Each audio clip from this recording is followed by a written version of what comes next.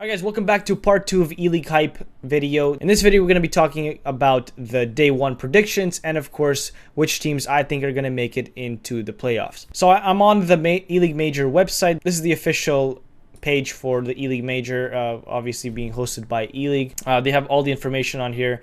So if you guys of you who are not aware, they are running the Swiss system, meaning that you either got to win 3 to advance or you got to lose 3 to flunk out. The start time for this tournament is of course 10 a.m. Eastern time. For me, that would be 7 a.m. because I am in Pacific Standard Time. So that's going to be a little bit of an early wake up for me to be able to watch these matches, but that's okay because this is what I do. I love Counter-Strike. I love watching Counter-Strike, and I want to bring you guys some nice content. All right, so now that we know all about the Eleague Major, let's talk about the starting matchups. So for our first matchup, we have Gambit versus North, two super strong teams in my opinion. Let's talk about Gambit for a little bit. Gambit, they recently won that DreamHack tournament. I forgot what it was called. Lately, Gambit have been just looking super strong, especially after adding Zeus. North, on the other hand, previously known as Dignitas, not much to say about them other than that Megas Boy, Config, and Cajun B, they're just a really strong powerhouse for this team. And now that they have a lot of these new sponsors and new organization, I think that their confidence level is going to be through the roof to win this matchup, let alone probably even win this entire tournament. It still doesn't mean that Gambit doesn't have a chance. Gambit, they're one of those teams that's always really good at being the underdog. They're good at showing some upset potential, and they might still be able to edge it out against North, but I still think that the opening match will go to North. For our second matchup of the day, we have Fnatic versus G2 Esports. Fnatic, of course, ever since they swapped players with Godsent, they weren't able to return to that same level they were at the top back when they were dominating, being the best team in the world. At the same time, they aren't really showing us a lot of lands. They've been laying really low under the radar. Because of that, they're probably able to gain a lot of information from all these teams that have been playing all these tournaments, and also preventing teams from studying them. And G2 Esports, on the other hand, have been looking a little bit underwhelming lately. They've just been having a lot of internal issues, I feel like. At the same time, because of that whole French shuffle rumors, I feel like if that is true, that's going to greatly impact the performance of a lot of the players on G2, especially Scream, knowing that he's going to be left out of the shuffle. And of course, RPK, Smiths, those two guys are probably also going to be affected by this emotionally. And I'm wondering how this is going to impact their performance, their confidence, and the ability to edge this one out.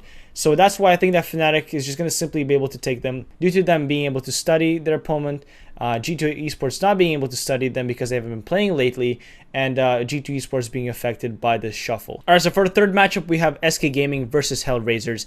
SK recently lost FNX. They have been practicing with Fox as the replacement. He's currently their temporary stand-in for the 2 tournaments that they played with him so far. Maybe it was 1 already. But the point is that a stand-in is a stand-in, and no matter what, if he's not a permanent member of the team, he's not going to be able to perform on the same level as the old fella. Now, of course, SK Gaming, they're still a super strong opponent. They still have Fallen and Cold Zero who can go off at any moment of the game. They can still perform with the 4 players that they have right now. HellRaisers, on the other hand, they're the same team as like Gambit. They're a really strong underdog team. They show a lot of potential for upsets. Most of the time, they're just not able to grind it out in those matches, and lately they haven't had the strongest performance. They did win against Cloud9, but that was a make it or break it match for them, so just kind of doesn't really show us much about their performance overall. Now, with that said, I still think that SK, they're a very strong team, and they're a way better team right now than HellRaisers. I don't think that HellRaisers are going to be able to win this against SK, simply due to the fact that Cold Zero and Fallen are probably going to be way too strong for the team, and this might just be a good warm-up match for SK. Alright, so for the fourth matchup of the day is going to be Virtus.pro versus Optic. This is the match that I'm looking forward to the most out of the whole day. Optic is, of course, my favorite team in the world. They've lately have been playing super well. They've been playing out of their minds, especially after adding Taric and getting rid of Daps, putting Stanislaw in the in-game leader position. Everything has been falling into place for Optic. As Hex would say, trust the process. Of course, Optic has won Northern Arena this year. They won Eleague, and they became second in ECS Season 2, losing to Astralis, who are currently the best team in the world. So there's a lot of potential in Optic. They are currently the second best team in the world according to HLTV rankings. So there's a lot of potential of them winning against Virtus.pro. Virtus.pro, on the other hand, they're known as the NA killers.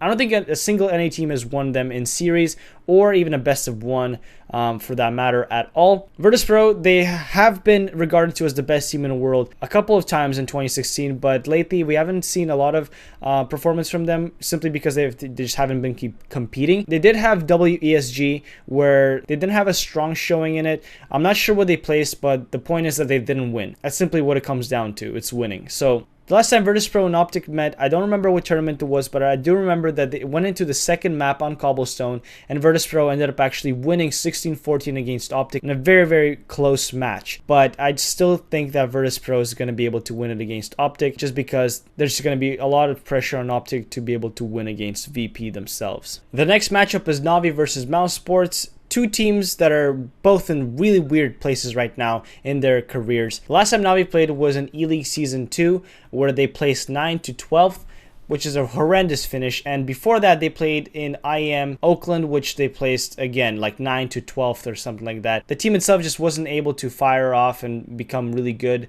Adding Simple was something good for them. They did end up winning ESL New York, but for some reason they just weren't able to continue that stretch. Mousesports, on the other hand, they're also one of those teams that's just in a weird place right now.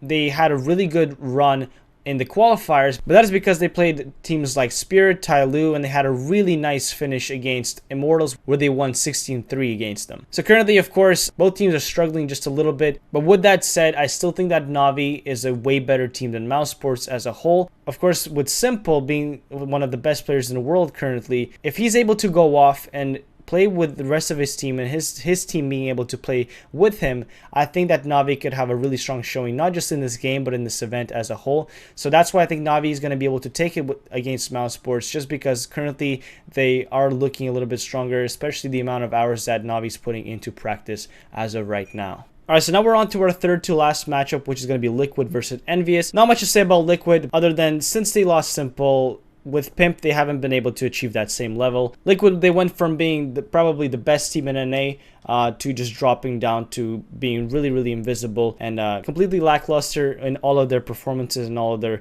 tournaments and everywhere that they played. Envious, on the other hand, their team has been a really big roller coaster throughout the year, but I think they've had a little bit of a solid showing, especially at the very end here where they won WESG, where they snagged their nice $800,000 for the first prize. Of course, that tournament is going to go a long way in this tournament for them, as it's going to give them the biggest confidence boost in the world. I think that winning the tournament is exactly what Envious needs for them to get that spark again of being competitive and actually playing well. Now, Envious is, of course, partaking in this French shuffle where Apex, KNES, and NBK are going to be joining Shocks and Body and creating like this French super team. Who knows how the rest of the team is going to play and have their confidence affected because of that change. Either way, I still think that Envious currently is a stronger team than Liquid, and that's why they're going to be able to take their opening matchup. Alright, so moving on to the second to last matchup, this is Astralis versus Godsend. This is the second match that I'm looking forward to watch, and that's because Godsend is probably my second favorite team currently,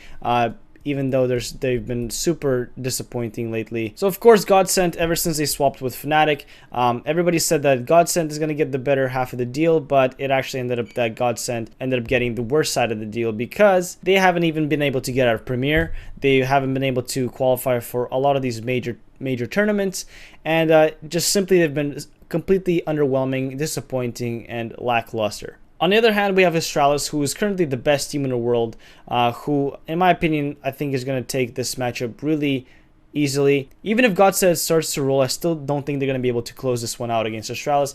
I think currently Astralis is in a way better form. They won ECS Season 2. They came up as runner-ups in Eleague Season 2, and they've just been having a completely dominant performance, especially with all the players and Glaive being added into the roster. It's still going to be an interesting match to watch for me. I'm going to be watching Godsend really carefully this entire tournament and see how they perform, see what they're going to be able to do in this entire tournament, but I still think that Astralis is going to take this matchup. Alright, so for our last and final matchup of the day, it's going to be Flipside versus FaZe.